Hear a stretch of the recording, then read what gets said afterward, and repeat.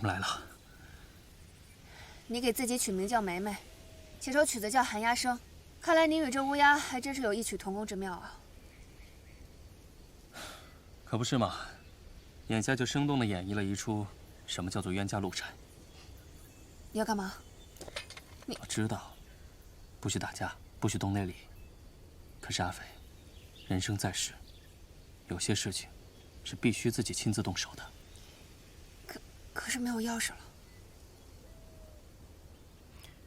我自有办法。小皇孙，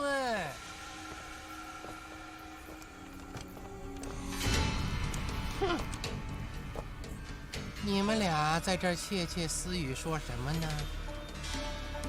中了透骨青，还能活到这会儿，你可真是福大命大呀！哟，原来是个多情种，舍不得死。楚中官既然清楚，那就必定知道今日你我之间不能善了了。哟，好大的口气呀！义兄，殿下，殿下，小皇孙啊，不，殿下，这陈家夺了你萧家的江山，你却给人家的小皇子卖命，简直愚蠢至极。那楚中官呢？你出卖了我父亲，杀了我叔父，卖主求荣。这几年在地下山庄过得可还好？楚中官既然认出我是谁了，那么今日新仇旧恨一并了了吧？好啊！都说这推云掌风华绝代，在我看来就是蠢人的功夫。你的老师误了你，教了你一身妇人之仁。怎么，今日想用这柔弱的功夫和你借来的内力跟我斗？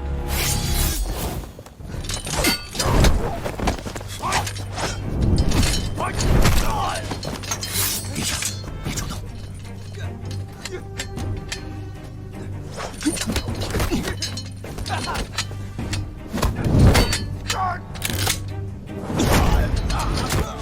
阿飞，该你了。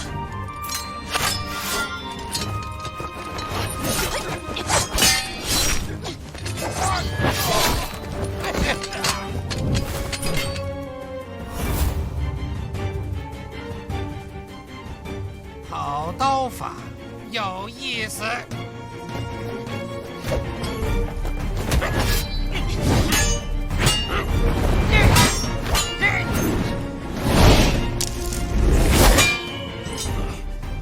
阁下何人？报上名来。无名小卒，不足挂齿。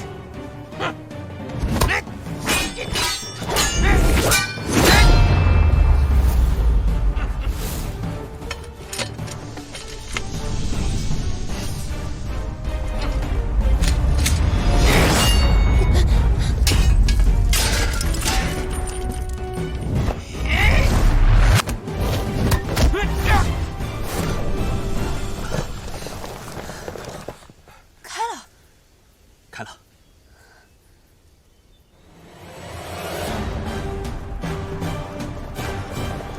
找到了，周姑娘，找到了。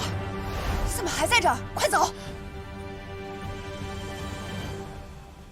子琛，接刀。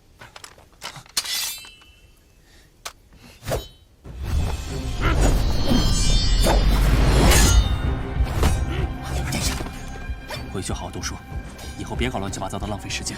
义兄，快走，拉他走。走不，义兄，义兄，放开我！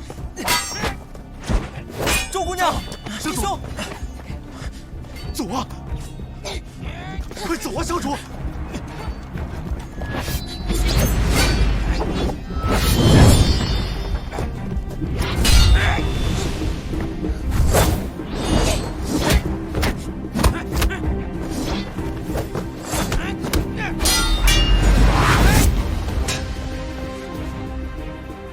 哟，小小皇孙，你好气魄呀！怎么不带着姑娘一起走啊？她不归我管，而且她也不会走。楚州官，既然你执意不肯走，那便留下吧。好啊，那我就陪殿下再玩玩。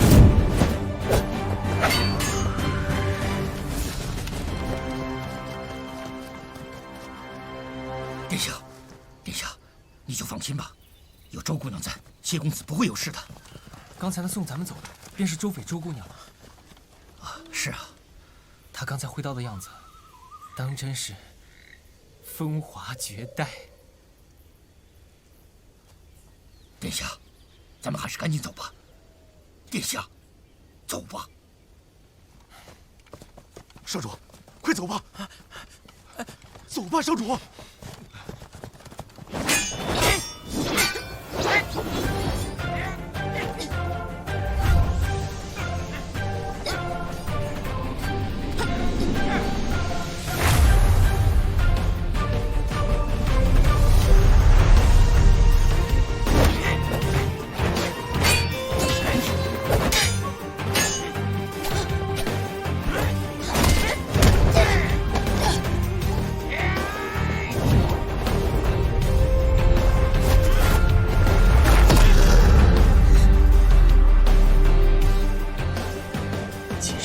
内力，就是要跟你一命换一命。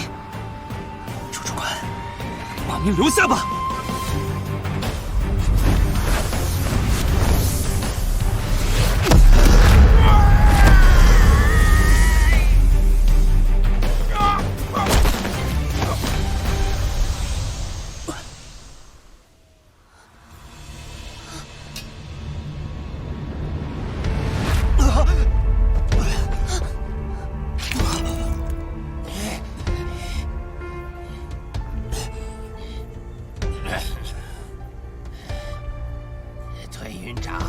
虽说是妇人之仁，但果然名不虚传呐。如果没有门第之分，今日咱俩的交手可算是近20年最值得一看的较量。只可惜，你身上还有一层透骨青啊。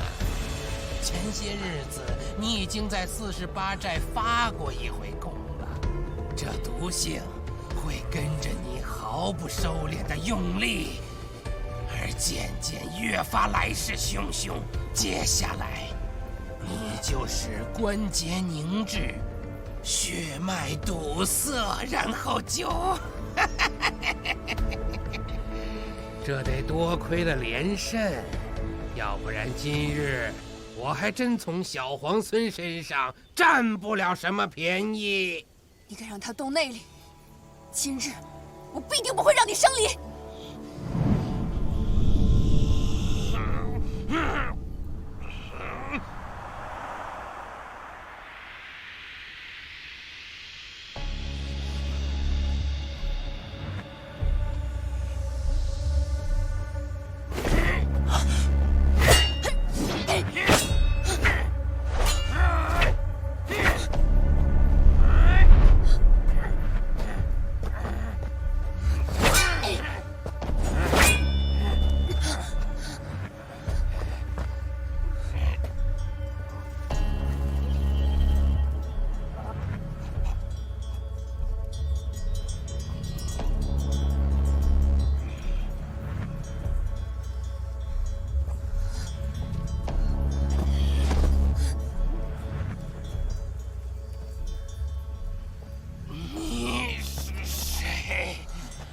我是大药谷唯一的传人，我是应和从。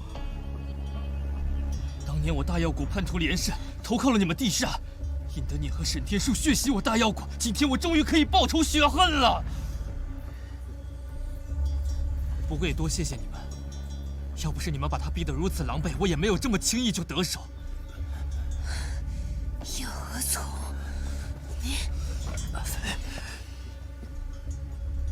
仙远。背过去，他手里立的迷雾有毒，这叫做凝露，是一种蛇毒，把它制成粉末，一遇水汽便可化作无色无味的毒物。刚才你们打斗的时候，楚中官可是吸入了不少。这种毒，内力越高的人发作就越快。楚中官果然名不虚传啊！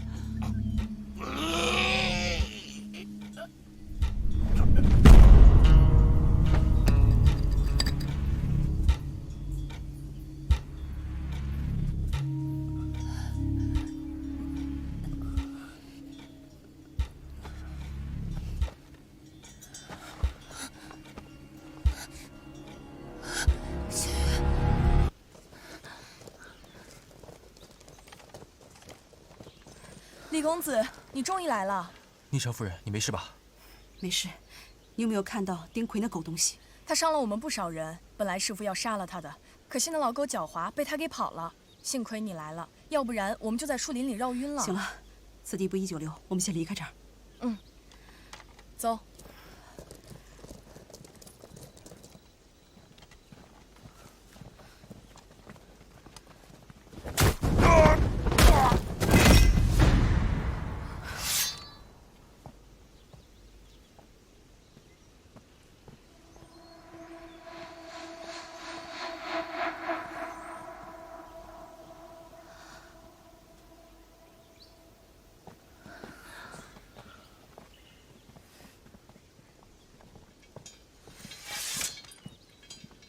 阿胜，你出来就好了。哥，刚刚那是谁啊？也太厉害了，一个人把丁奎打成那样。要不是我拦住杨黑炭，他又要找人比武了。你以为我真傻呀？哦，我行走江湖这么多年，从来没有听说过这号人物。朱斐呢？他不在里面吗？我以为你已经找到他了。朱斐不在里面，估计是去追地煞了。此地不宜久留，我们先回客舍。让行脚帮的人帮忙找。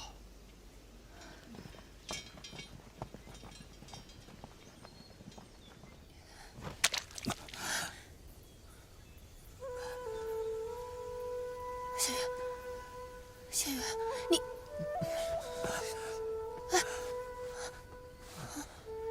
没事，我没事。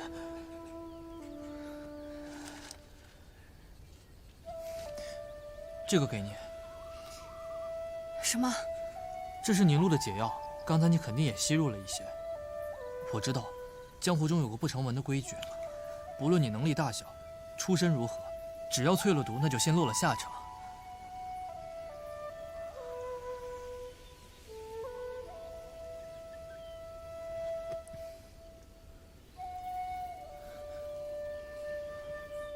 这瓶凝露我做出来3年了，一直没有机会用。今日要不是你们把他逼到穷途末路，就凭我那点微末的本事，他一走进这林间就能发现我。所以，是你们帮我杀了仇人，我欠2位一个人情。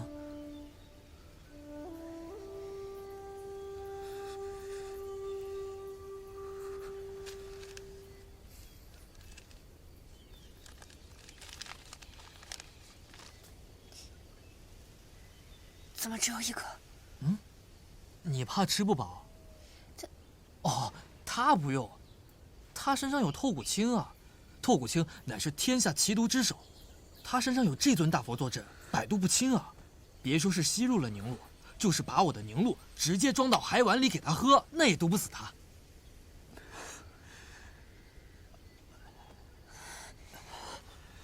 叶公子，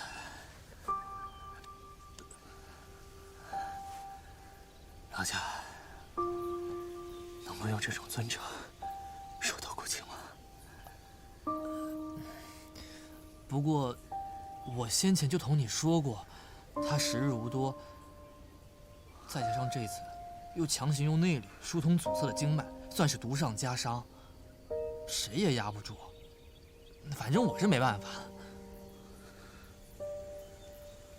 你刚才不是说欠我们俩人情吗？拿什么还？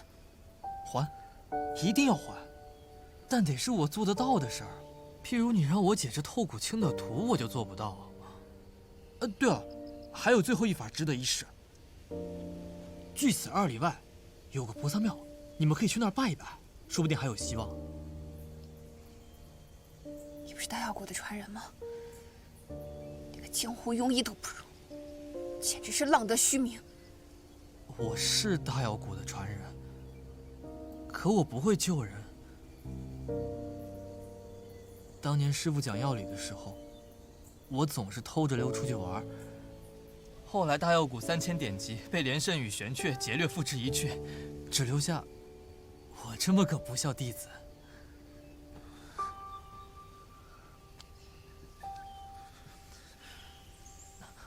我不是什么药谷传人。你们还有什么事吗？没有，我就先走了。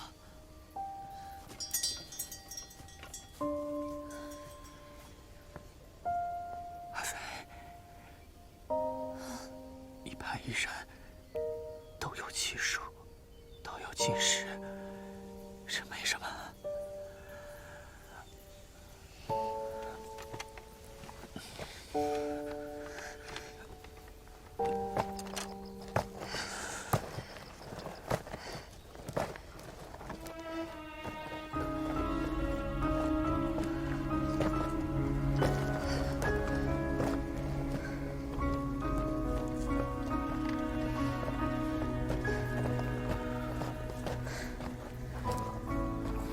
去哪儿啊？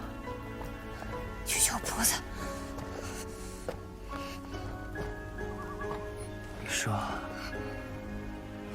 如果你是我，哪怕最终功败垂成，也能比得上你。20年后，还能顶天立地。这话我信了。如今不成就是不成了。你那说好的顶天立地呢？要真是哭鼻子，可就是食言而肥了。闭嘴！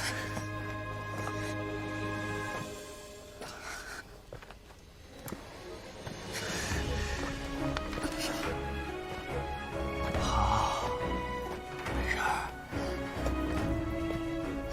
就喜欢你这副到死如铁的心肠。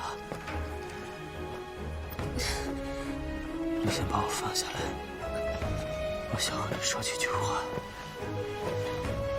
你给我少说2句。阿飞，很多事情，譬如生老病死，既然已经注定，便是人力所不能及。别说了，不信这个。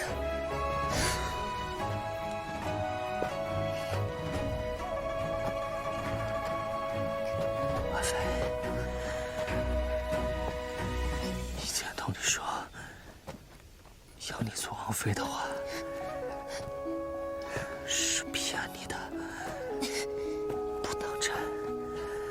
别做梦了，谁要做你？因为我也不想做什么皇后，当什么天子。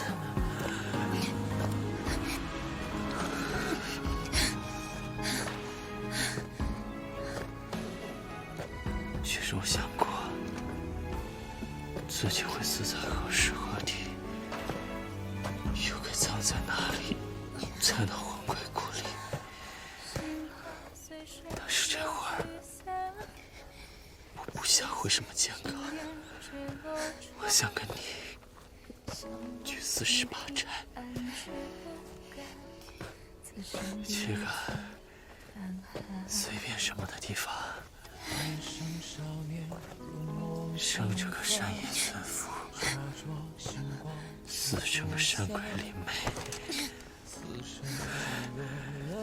闲了就骑骑你，爱大了就跑，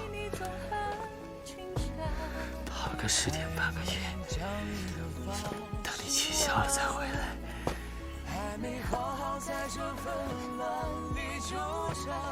每日受气，也没有怨言，因为你在的地方就是家。互险恶，日后难免在于降低。不论你是神功几残，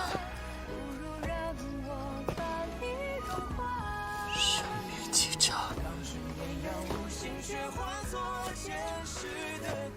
自送在黑牢里，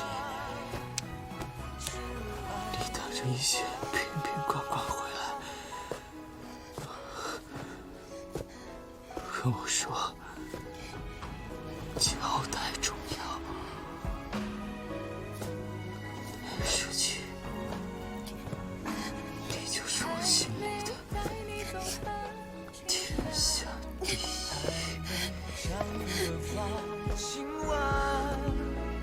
太美好，在这纷乱里纠缠，欠你哪怕都还没还。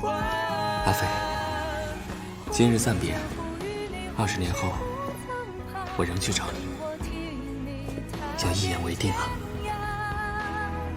巍巍江山为你愿把热血洒，管他又是谁的天下。既然赤血飘到哪里才是家，不如让我把你融化。当君微凉无心，却化作前世的铠甲。是爱无法，呼与你唤起不曾怕，等我听你踏遍天涯。巍巍江山为你愿把热血洒，管他又是谁的天下。既然赤血飘到哪里才是家，不如让我把你融化。当君炎凉无心，却化作前世的铠甲。挚爱无话。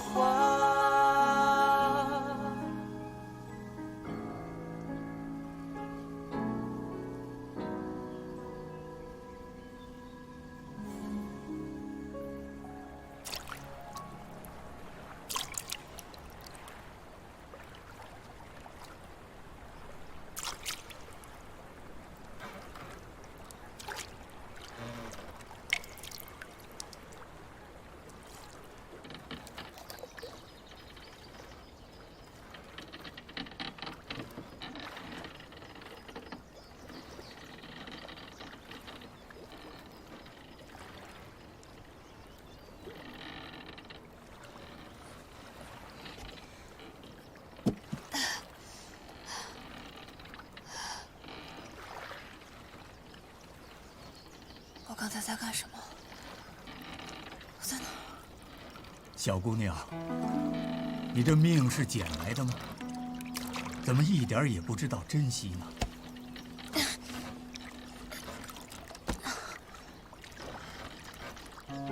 你中了蛇毒，自己不知道吗？兜里就装着解药，偏不吃，怎么，想试试自己能活多长时间是不是？这说话不正经的口吻，怎么那么像谢大哥？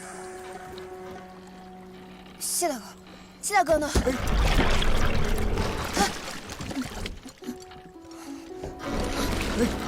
慢着点，慢点来。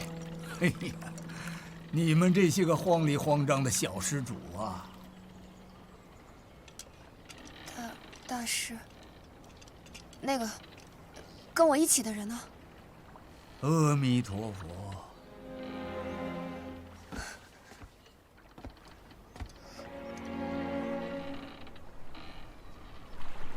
姑娘，你要往何处去？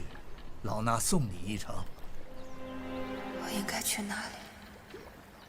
要做什么呢？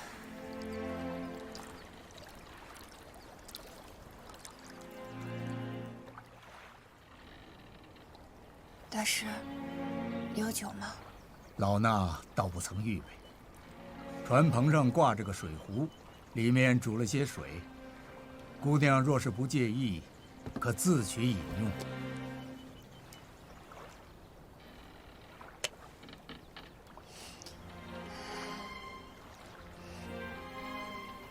药的味道。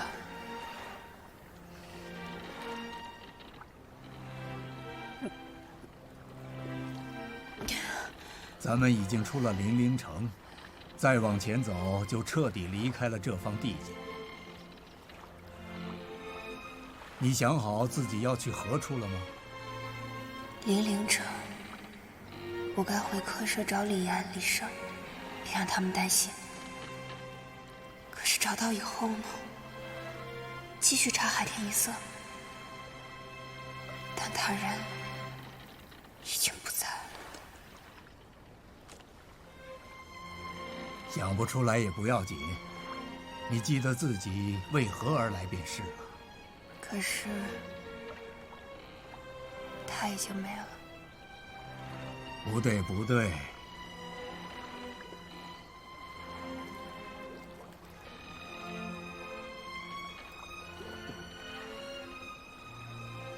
我帮帮您吧。你会划船吗？您教我呗。这玩意儿怎么往前走啊？你再好好想想，你是为什么而来的？想通了，就知道该怎么往前走了。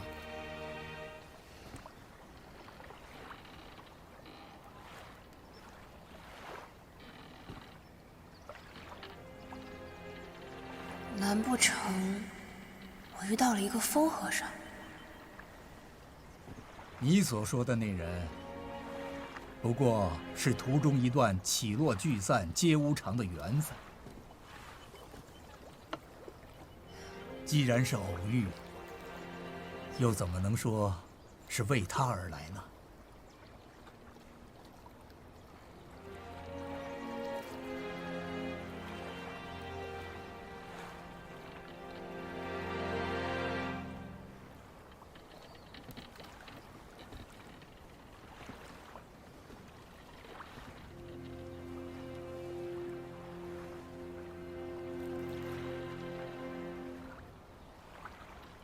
刚开始，我是为了长辈交托的义庄跑腿的事儿上路的。不对，老衲别的不知，只知道跑腿不过一段路，跑完就完了，不是开头，也不是结尾。你呀，必然还有别的来意。我没有别的来意，这是我这辈子第一回下山。平日里就是在山里随便练练功，哪有什么开头结尾？在山里练功，那么你练功是为了什么呢？因为喜欢啊。既然是跑完了腿，又没找到人，回去继续练功，岂不理所当然？为何跟我说不知往何处去？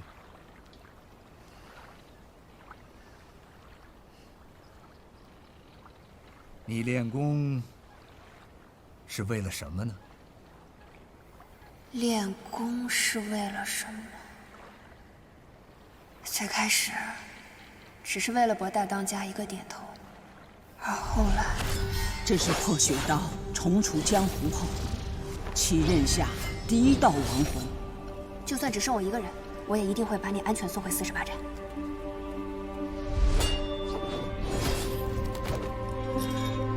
他一出关呐，便遇到了地煞攻打霍家堡。那女侠凭一己之力，力克了地煞，杀了鹿犬煞，一路直奔衡山，冲出了一条血路。到了衡山，引出了青龙主大魔头，斩杀于衡山脚下。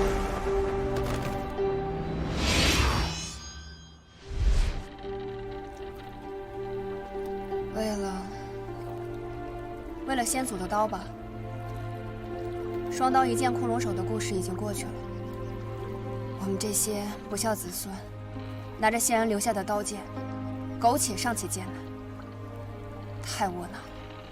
我总觉得不该是这样。宁门之后，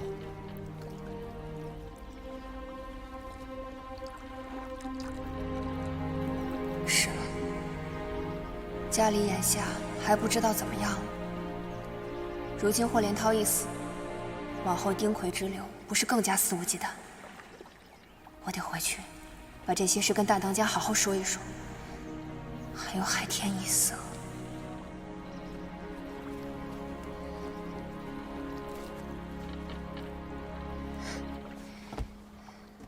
大师，麻烦你送我回一趟零陵城外吧。你去船棚里看看。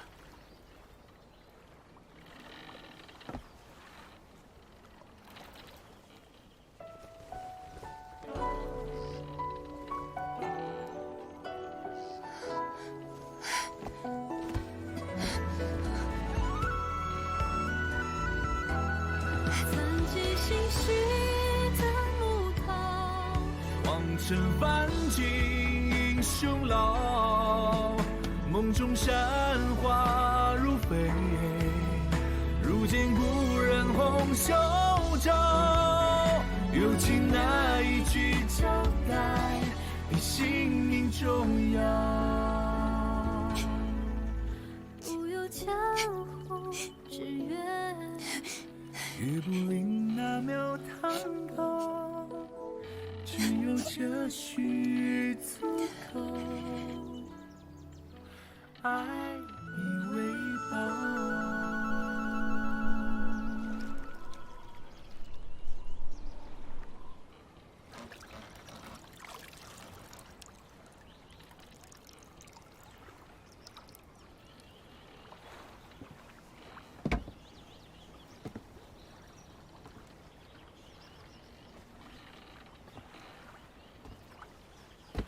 大师，他现在这样还有什么办法吗？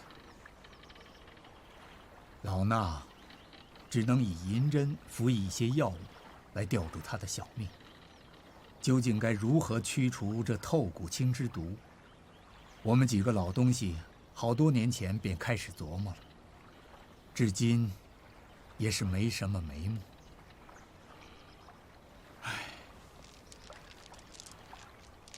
老衲听说推云长重现江湖时，便觉着不好，一路找过来，不料还是晚了一步。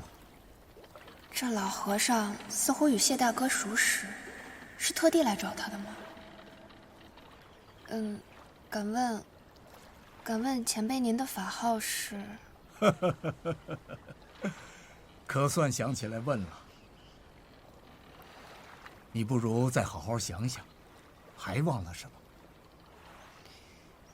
老衲只是个云游四方的野和尚，法号同名，想必你也没有听说过。这是谁啊？还真没听说过。那不成器的后生，便是我的弟子。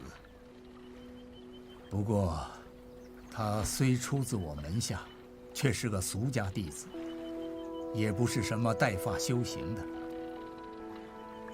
他小的时候自作主张剃过头发，只是我知道他一身尘缘，便没替佛祖收他，没人理他。几年过后他自己觉得怪没意思，又自行还俗了。大师，我终于知道他这啰里吧嗦的习惯是跟谁学的了。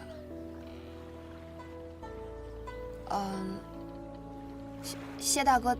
他跟我说过，他有一位师叔，将毕生的功力都传授给了他，所以才压制住了透骨青。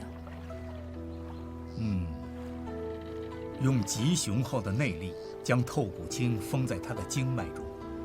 当时是我亲自下的针。那时我便觉得此计不过权宜，不能长久。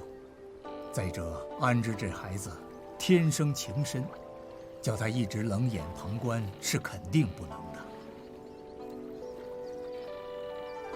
安之，他一个师叔给他取的字，没告诉你吗？他告诉我的是谢梅梅。前朝突发兵变，安之尚在襁褓之中，是一个老中官将他抱出险境，遇上了我们。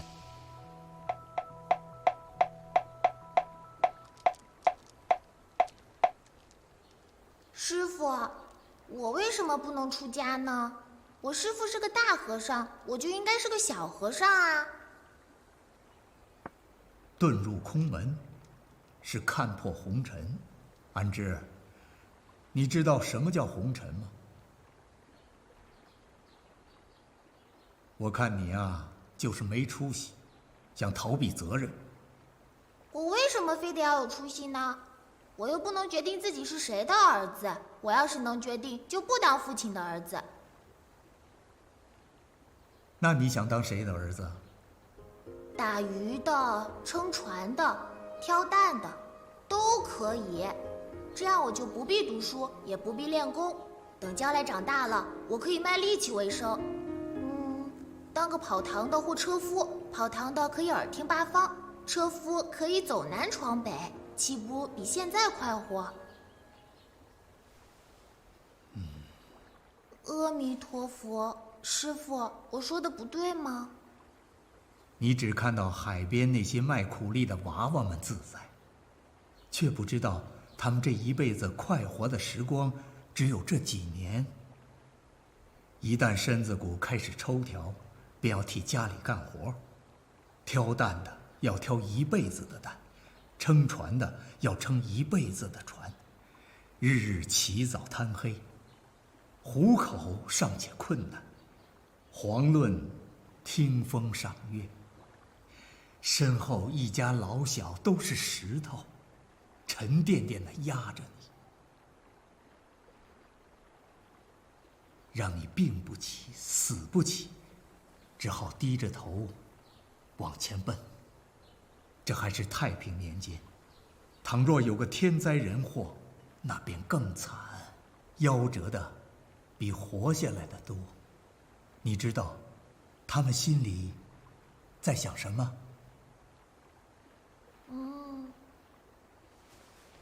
阿弥陀佛。他们在想，我为什么不是公子王孙？那些女娃娃们更苦，幼时祈求父母垂怜，不要将骨肉发卖；挣扎着长大出嫁，要祈求婆家垂怜。生死祸福全部由己，这是生而为人，拖上了牛马的命。你又知道他们心里在想什么？生老病死，此乃生之苦。凡人奔波半辈子，都是为了挣脱娘胎里带来的命。哪儿是那么容易的？你单知道自己的苦处，却没见过别人的命啊！师父，世上可有不苦的吗？那都是有大造化的人，有父母长辈顶着锋刀双剑，他们才能一生下来就是自由身，是前世修行来的。你我没这个福分。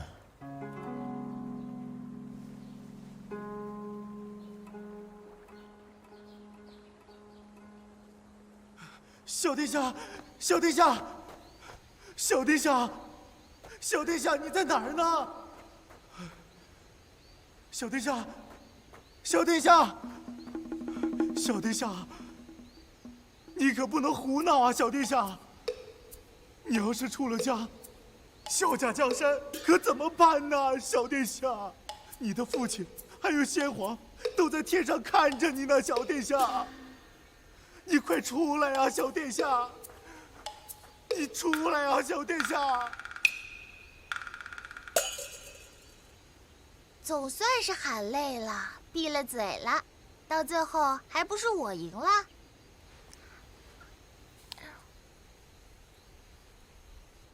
王中官，我给你带点野果子润润嗓。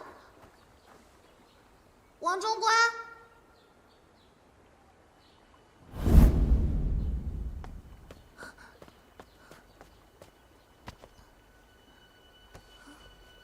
老奴仅余残存之身，身负主上所托，罪无可赦。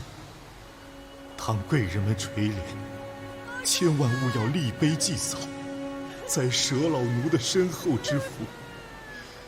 只愿烧成一把灰，撒进东海，这样老奴就能一路向北，飘回故土。黄忠官，我知道错了，我再也不跟你捉迷藏了，你快出来！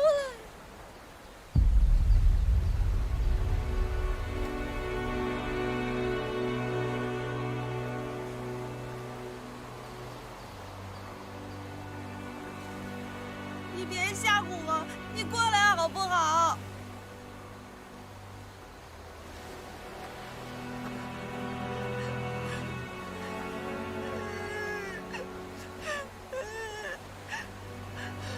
师傅，快救救他！阿弥陀佛，众生皆苦，愿施主解脱苦海。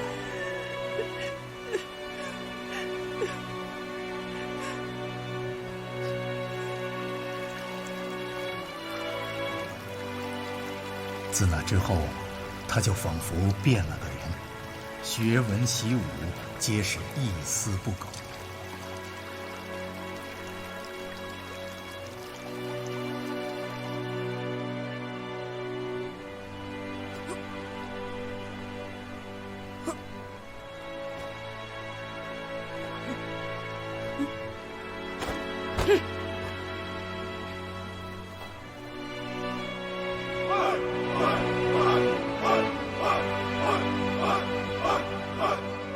原本我们以为他走出蓬莱便永无归日，谁知我们很快再见到他，那时他已经身中透骨青。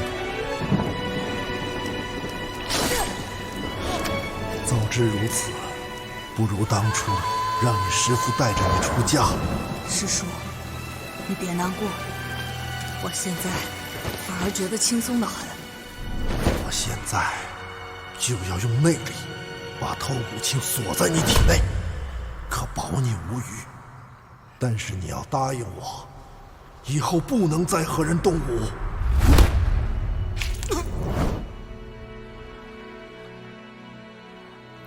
怪不得他总说他自己这条命来得不重不小，可这些哪一样由得了他呢？姑娘，那确实有些事要劳你相助了。不过这一日你经历了大喜大悲，心神不定的，不妨稍歇一会儿。这事儿啊，也不急在这半日。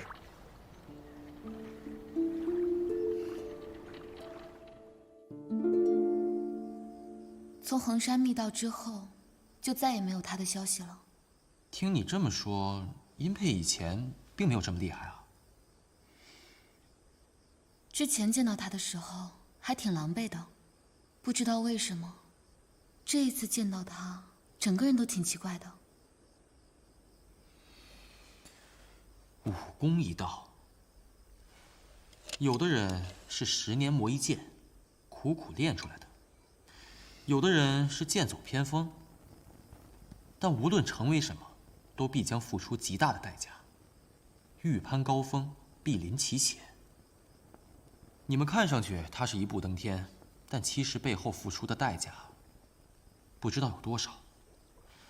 相对而言，反而是花些心思，好好练功，踏踏实实是最稳妥的。只是什么？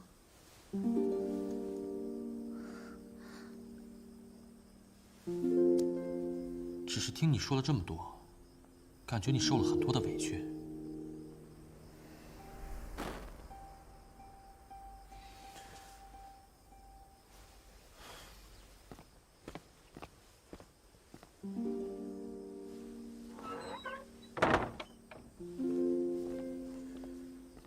外面起风了，时候也不早了，早点休息吧。啊，不早了吗？好吧，早点休息。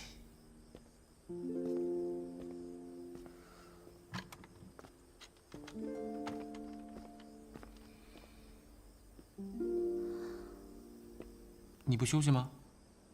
我想一个人再待会儿。哦，那行，我先去睡了。嗯。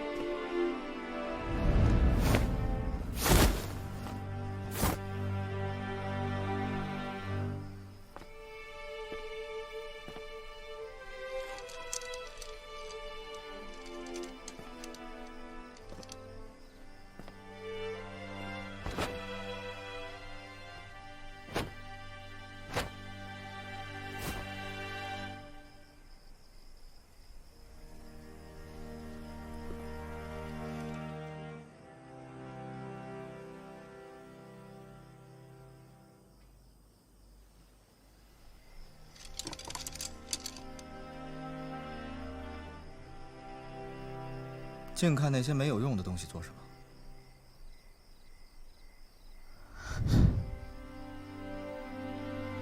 怎么是你？和你经常在一起的那个野丫头呢？你来这儿干嘛？在衡山密道里面，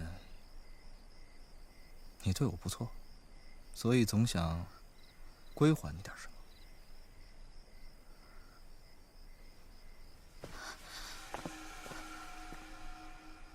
怕我？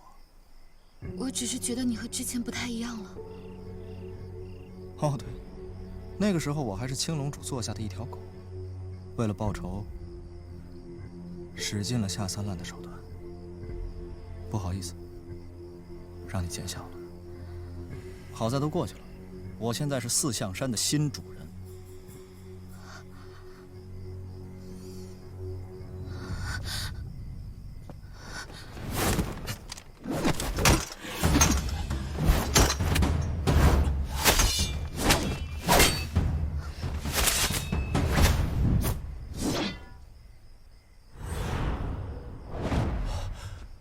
这是冲霄道长的附身，怎么会在你手里？以前听那冲霄老道提起来过，他收留过一个人，说这个人聪慧机灵，与阵法一道一点就通。可惜他是48寨李家后人，不能收他为奇门传人。没想到，他天天口口声声嘴边上挂着的得意门生就是你啊！没错，就是我，把附身还给我！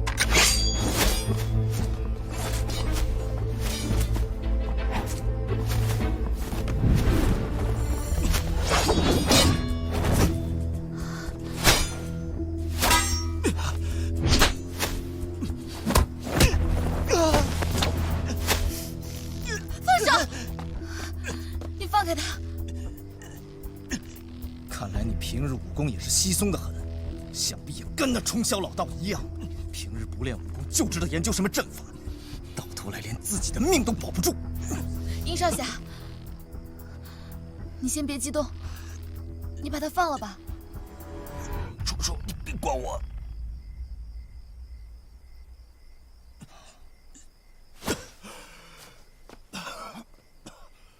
好啊，你说放开就放开。这东西本来就是冲霄老道让我给的，现在也算是物归原主了，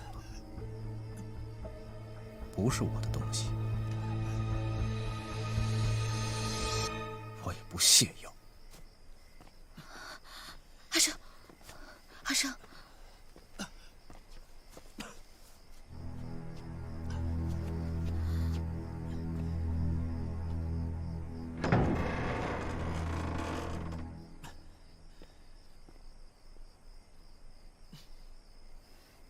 阿生，你脖子没事吧？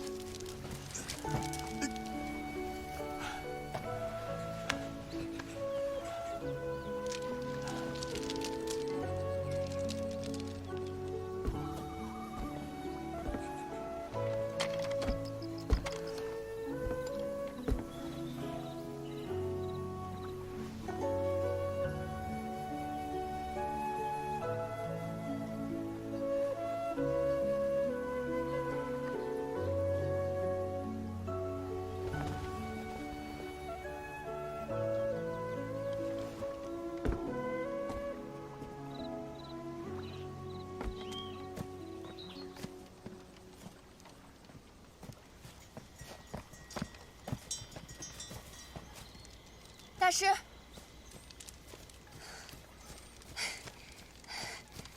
大师，他现在这样，当真没有办法了吗？透骨青之毒，天下至寒。自他中毒之日起，我们几个老东西便开始琢磨了，至今也没什么眉目。但凡是毒，总要有个来由。给他下毒的连胜不见了，我便去找他师傅。若他师傅也死了，我便寻上他师门。我就不信这天下奇毒就是凭空冒出来的。你说的不错，这透骨青确实有来头，而且来头不小。我查过一些道听途说的记载，得知这透骨青本是大药谷药王经中的百毒之首。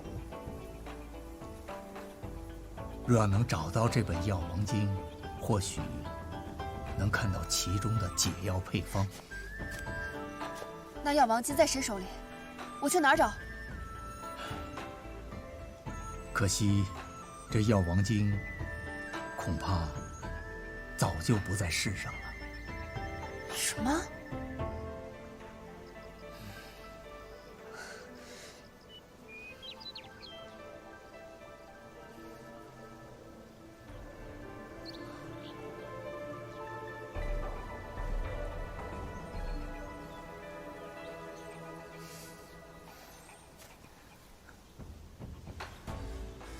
你这是做什么呀？大哥，请问你有没有见过这样一个女孩子啊？大概这么高，背后背着一把刀，长得很漂亮，但是一看就不好惹的样子。没有，没见过。谢谢。你这么找周飞也不是办法呀。你不担心他，我还担心他呢。你又不知道阿飞有多守信，我们约定好时间见面。他要没事肯定会来找我们的。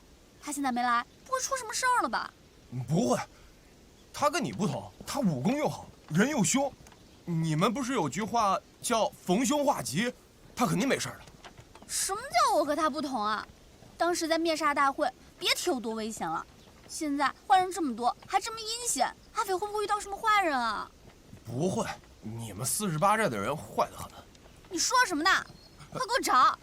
哦。此事说来话长，《药王经》的作者名叫吕润，也是一位天纵的英才，一生穷尽毒术医术，写成了这本《药王经》，是大药谷的镇派之宝。只可惜，在那场浩劫中，付之一炬。种瓜得瓜，种豆得豆，世间万物皆有因果。这事儿，怪不得你，是安之的命，也不应该包养到他头上。这种因果，我不认。哼，你这丫头，刚刚还伤心的找不着北，这么快就缓过来了吗？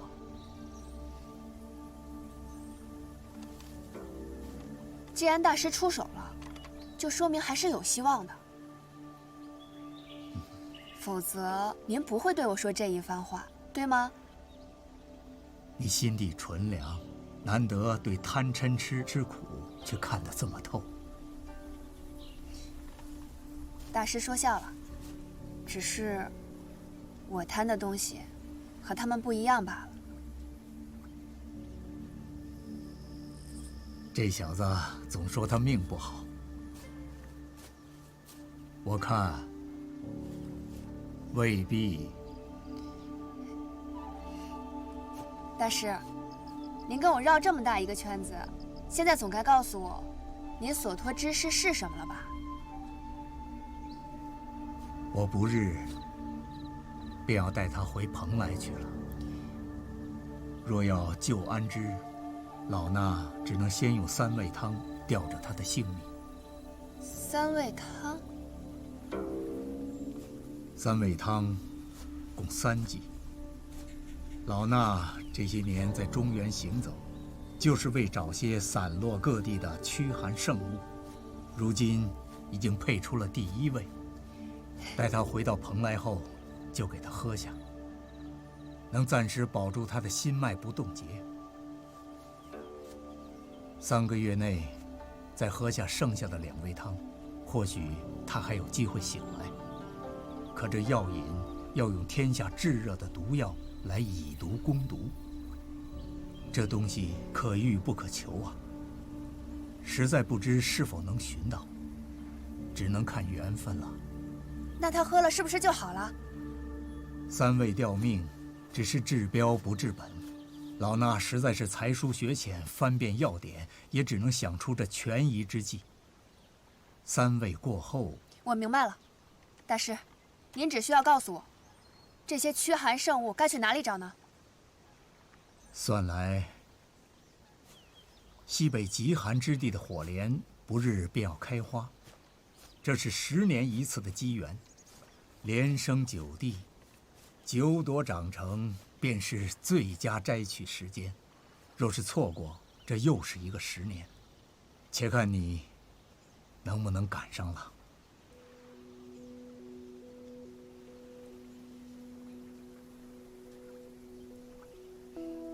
火莲我一定拿回来，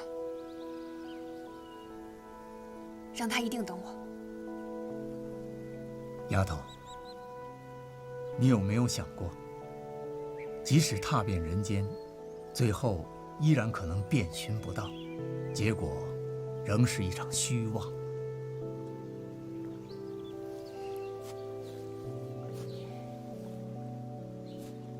之前我背着他行走，那时候我真的以为他已经死了，万念俱灰。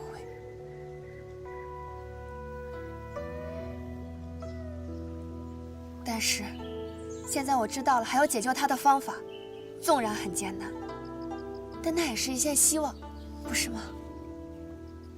周小友果然是玲珑剔透。孩子，去看看安之吧。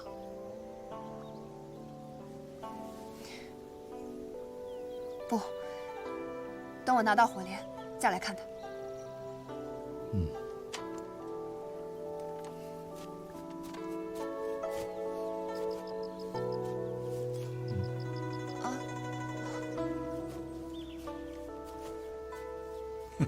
这丫头，哎，你忘了这个？这是多少人舍去身家性命都要去抢的东西，你倒好，把东西扔在路边，居然还能忘了。我一路带着累赘，您先帮我收着吧，等我想起来再回来取。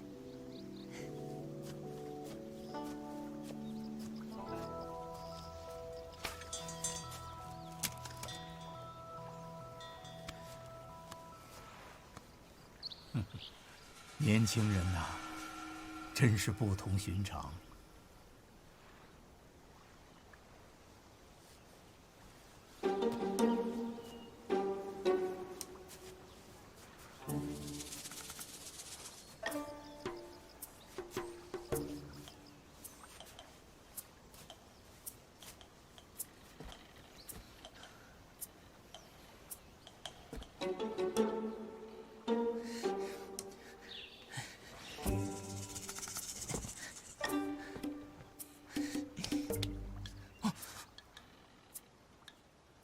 奇怪，他不是刚死吗？怎么就跟冰块似的？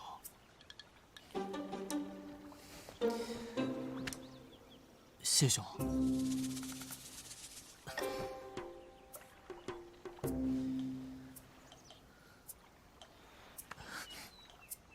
那个，你活着的时候我没能救你，现在你死了，我拿你的尸体去研究透骨青，也算是帮你积些德吧。你应该不会怪我吧？你要是不说话，我就当你默认了啊。阿弥陀佛。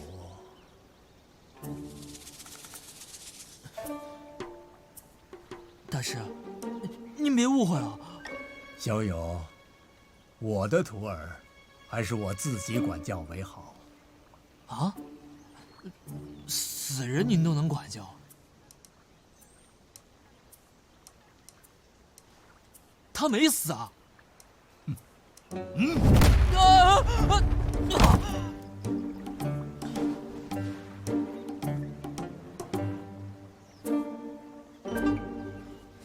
阿言，这这么荒凉，又没什么行人，不如我们今天先回去。要走你自己先走。我怎么可能把你一个人留在这儿？你武功又……武功怎么了？你挺好的。我的意思是说，我不知道怎么跟你哥交代。我不用你管，也不用你告诉我哥。他倒是自己稳坐客舍等阿斐回来，也不想想阿斐遇上地下那些坏蛋怎么办？你们这群没有良心的家伙！去那边。哦。哎呀，疼死了！对不起，对不起，我不是故意的。哎，手帕给你，手帕。也不知道阿斐怎么样了，他遇到地煞，到底是他倒霉还是地煞倒霉？阿斐武功是比我们好，但那又怎么样？遇到危险，他也没有人照顾。我一定要找到他，不找到他，我就不回去。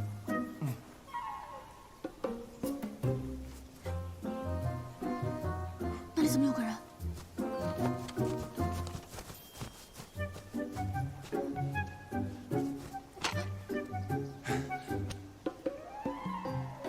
萤火虫？怎么挂在这儿？哎，赶紧快去抬他！哦。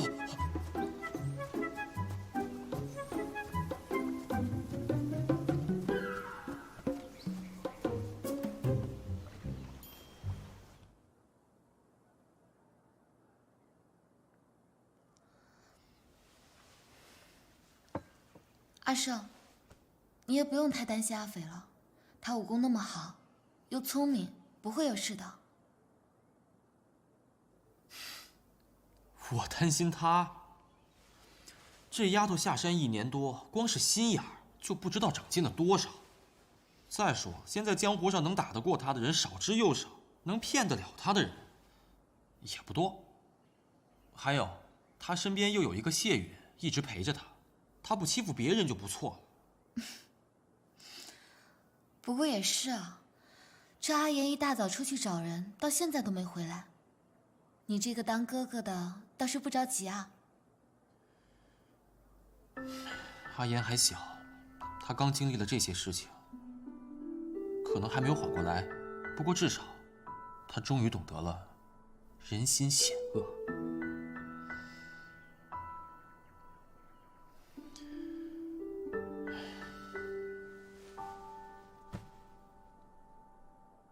你是在担心冲霄道长吗？这浮尘与道长从来都是形影不离，殷佩就算是偷，也不应该那么容易取得。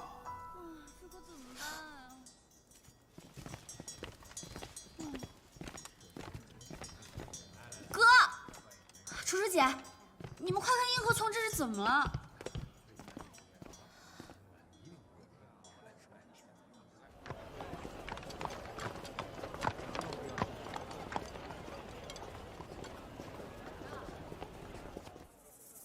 哎，醒醒，醒醒啊！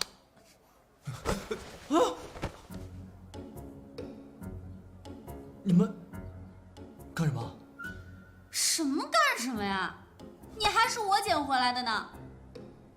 我问你，你为什么晕倒了？谁打了你？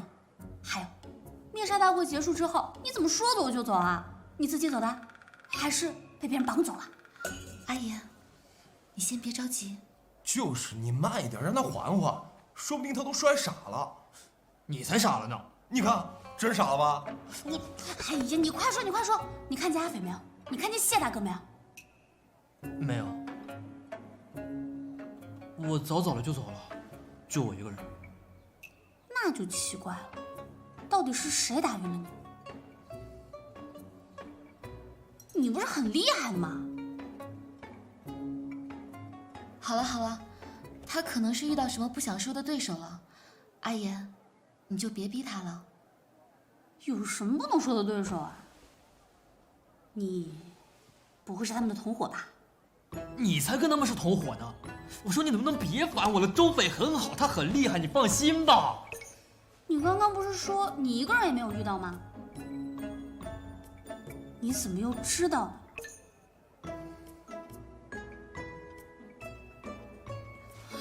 好啊，你骗我！我刚好像是蛇羹，你信不信我砸了他？我在小树林碰上你姐和你姐夫了，他们和楚天宇打起来了。阿飞遇到地煞了，他有受伤吗？楚天宇已经死了，周飞很好，他没事儿。阿飞怎么杀死楚天宇的？不是他一个人，谢云也在，我也帮忙了。哎呀，这些都不重要，你们别围着我了，走。哎呀，你快点告诉我！哎呀，你们别在这围着我了！哎呀，你快说吧，我好想知道啊！哎呀，你这走。周飞是不是有什么新刀法？没有什么刀法，你别在这。哎呀，阿飞怎么样？那你们是怎么把他杀了的？你能不能给我点空间？你走开呀！